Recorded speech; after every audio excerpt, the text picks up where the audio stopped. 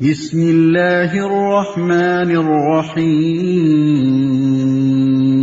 اللہ کے نام سے جو رحمان اور رحیم ہے۔ السلام علیکم ورحمۃ اللہ، نحمدہ ونصلی علی رسولہ الکریم۔ اعوذ باللہ من الشیطان الرجیم، بسم اللہ الرحمن الرحیم۔ رب اشرح لی صدری ویسر لی امری واحلل عقدۃ من لسانی یفقہوا قولی۔ رب زدنی علما، رب زدنی علما، اللہم رب زدنی علما نافعا، آمین۔ ملعون وسیم رضوی نے ایسا کیوں کہا ہے؟ ہم سب جانتے ہیں کہ اس وقت ملعون وسیم رضوی کو لے کر ایک ہنگامہ برپا ہے، لیکن اس نے ایسا کیوں کہا ہے؟ آج انشاءاللہ ملعون وسیم رضوی کی قرآن پاک کے بارے میں گستاخیوں پر بات ہوگی۔ اگر آپ لوگوں نے ابھی تک ہمارا چینل سبسکرائب نہ کیا ہو تو اس کو سبسکرائب کر لیں۔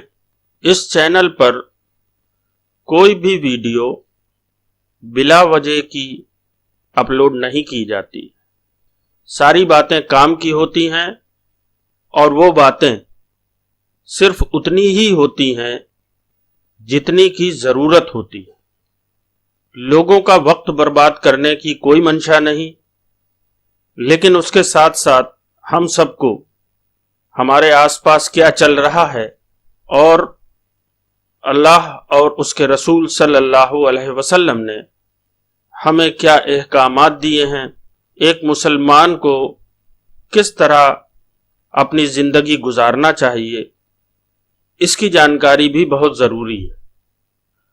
ملعون وسیم رضوی نے ایسا کیوں کہا ہے؟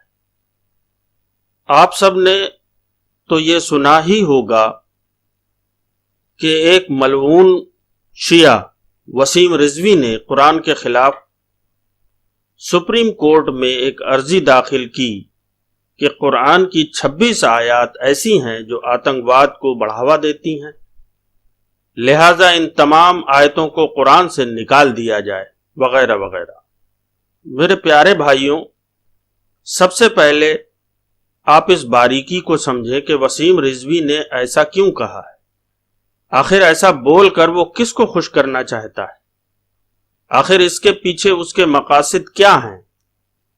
اس نے صرف ہندوستان ہی نہیں بلکہ پوری دنیا کے مسلمانوں کے خلاف دشمنی مول لے لی ہے۔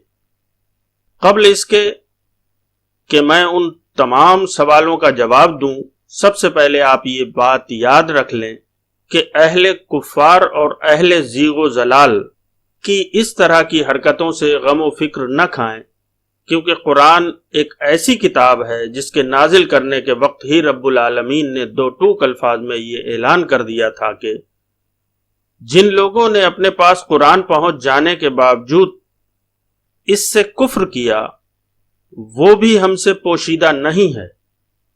بے شک یہ بڑی باوقت کتاب ہے جس کے پاس باطل پھٹک بھی نہیں سکتا، نہ اس کے آگے سے نہ اس کے پیچھے سے۔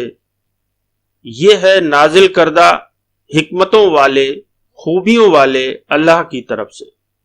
بلا شک و شبہ وقت کی ترقی اور جدید سائنس اور ٹیکنالوجی کے اس دور میں بڑے بڑے سائنٹسٹ، فلاسفر اور چاند تک سفر کرنے والے بھی مل کر کے بھی قرآن کی تعلیمات کو جھوٹا ثابت نہ کر سکے اور نہ کبھی کر سکیں گے۔ زمانہ گواہ ہے کہ جس نے بھی اس قرآن کے خلاف آواز اٹھائی وہ یا تو اس کتاب کا اسیر ہو گیا یا پھر وہ لوگوں کے لیے دیدہ عبرت بن گیا۔ ایسا ہی ایک واقعہ صحیح بخاری کتاب المناقب کے اندر منقول ہے۔ سیدنا انس رضی اللہ عنہ بیان کرتے ہیں کہ ایک شخص جو عیسائی تھا وہ مسلمان ہوا اور سورہ بقرہ اور سورہ آل عمران سیکھ لی اور وہ وحی کی کتابت بھی کرنے لگا۔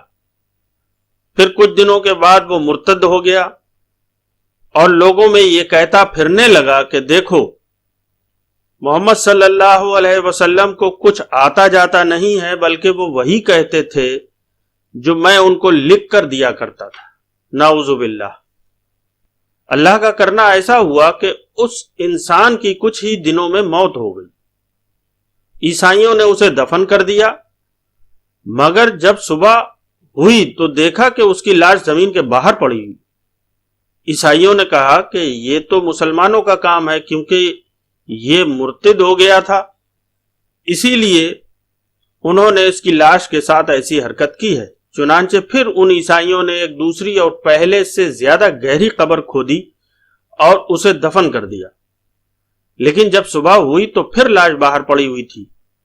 پھر ان عیسائیوں نے یہی کہا کہ یہ مسلمانوں کا کام ہے اور مسلمان دشمنی میں ایسا کر رہے ہیں۔ چنانچہ انہوں نے پھر تیسری مرتبہ جتنی گہری قبر کھود سکتے تھے اپنی طاقت بھر کھودی اور اسے دفن کر دیا، لیکن جب صبح ہوئی تو پھر اس کی لاش باہر پڑی ہوئی تھی۔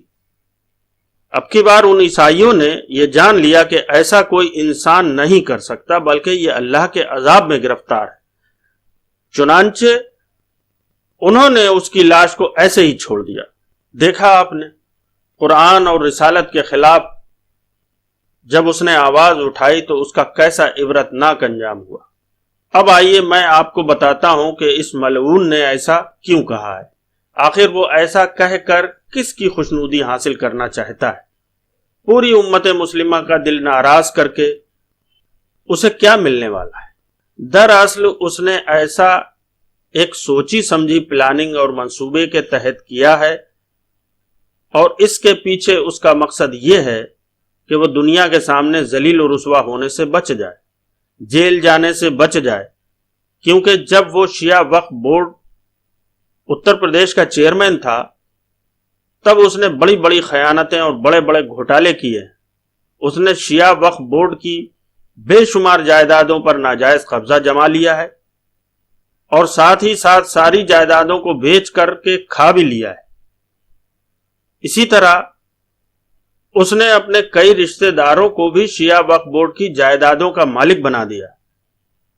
الغرض اس کے اوپر چوری اور گھوٹالے جیسے کئی کیس درج ہیں، جس کی وجہ سے سی بی آئی اس کو گرفتار بھی کرنے والی تھی، اور جب اسے یہ خدشہ لاحق ہوا کہ اب میں نہیں بچ پاؤں گا اور اپنی بدعنوانیوں کی وجہ سے جیل کے پیچھے چلا جاؤں گا، تو اس نے موجودہ حکومت کی ہمدردی اور خوشنودی حاصل کرنے کے لیے ایسا کہا ہے، تاکہ وہ جیل جانے سے بچ جائے، کیونکہ وہ شخص اور پوری دنیا اس بات کو اچھی طرح سے جانتی ہے کہ موجودہ حکومت کے سربراہان مسلم دشمنی کا جذبہ رکھتے ہیں، اور اسی وجہ سے جو لوگ بھی مسلم دشمنی میں پیش رہتے ہیں ان کو یہ حکومت پھولوں کا ہار پہنا کر بڑی بڑی سہولتیں اور عنایتیں دیتی ہے، اور ان کو بڑے بڑے عہدے بھی دیتی ہے، اور ساتھ ہی ساتھ ان کے تمام مقدمات کو بھی خارج کر دیتی ہے۔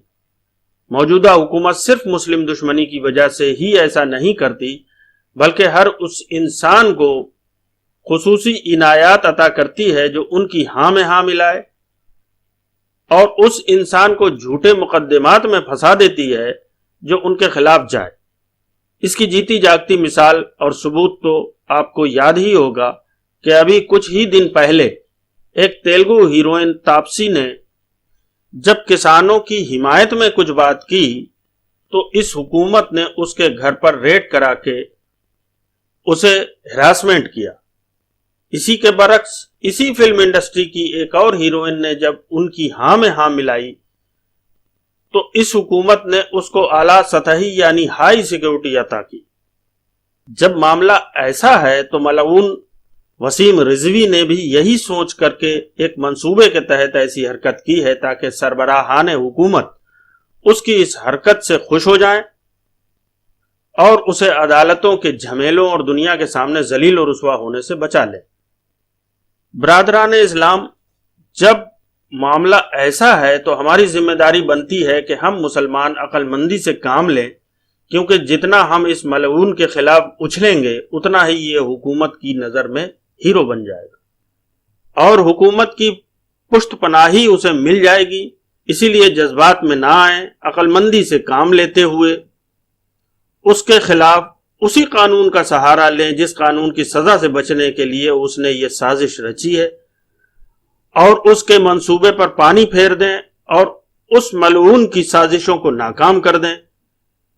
یاد رکھیں ہم اس کی اس حرکت کو جتنا زیادہ پرچار کریں گے اتنا ہی اس ملعون کی پیٹھ تھپ تھپائی جائے گی اور اسے شاباشی دے کر اس کو خصوصی مراعات دیے جائیں گے۔ آخر میں اللہ تعالیٰ سے دعا ہے کہ اللہ تعالیٰ ہم سب کو نیک عمل کی توفیق عطا فرمائے اور پیارے آقا صلی اللہ علیہ وسلم کے بتائے ہوئے راستے اور طریقے پر عمل کرنے کی توفیق عطا فرمائے۔ آمین یا رب العالمین۔